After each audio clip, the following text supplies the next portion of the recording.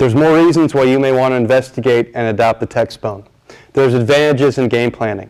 When you're a Flexbone coach, you may go into games having no idea what the other team's going to run. Well, why is that? No one else is running triple option in your league, maybe even your region or your state. You got to go a long ways back into their film archive, which you may not have, to know how your opponent is going to defend the Flexbone. This is good and bad, because if you're a Flexbone team, you're saying, come and get it. But you can also have advantages by adding spread to what you're doing. When you trade film, you're going to see spread formations. You're going to know a team's 2x1 philosophy, their 2x2 philosophy, their 3x1 philosophy, their empty philosophy. You're going to get all this information.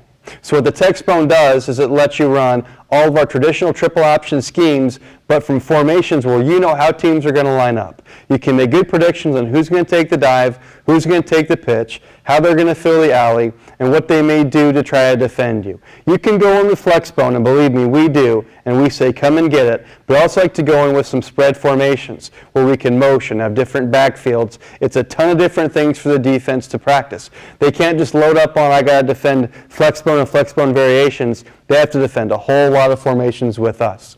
Why can we do this? Everything we do is rule-based. All of our plays have rules. When your players know the rules, they're going to go fast. Moving fronts won't throw them off. Slants, twists, blitzes, your players can play aggressive. We make very few checks because all of our players know what to do, and you can apply the Tex Bone schemes to anything that you're going to see defensively. Our player positions are also rule-based. We can line a player up as a wing or a slot. His job is the same, whether it's front side or back side. We can align our running back in the pistol behind the quarterback or offset next to him. His job is the same. Big advantage. But there's reasons why you may not want to run the Tex Bone. We have de-emphasized double teams. Why is that? Because we're trying to insert a dive into the line of scrimmage and get the quarterback on the edge.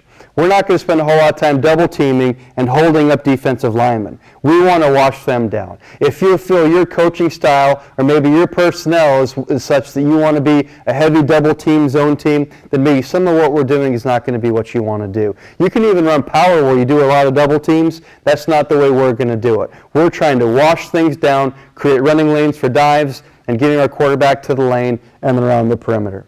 Another thing you have to have is versatile wing and slot players. I talked about how their jobs are the same, but you need to have players that you can have be in the backfield and be in the slot. If you don't have some versatile athletes to pitch the ball to and hand the ball to that can also lead block, this may be a place where you might struggle. People think, well, if you can't block anybody, just run option. Well, you can't option everybody. You can option a couple players, but at some point you have to block some folks.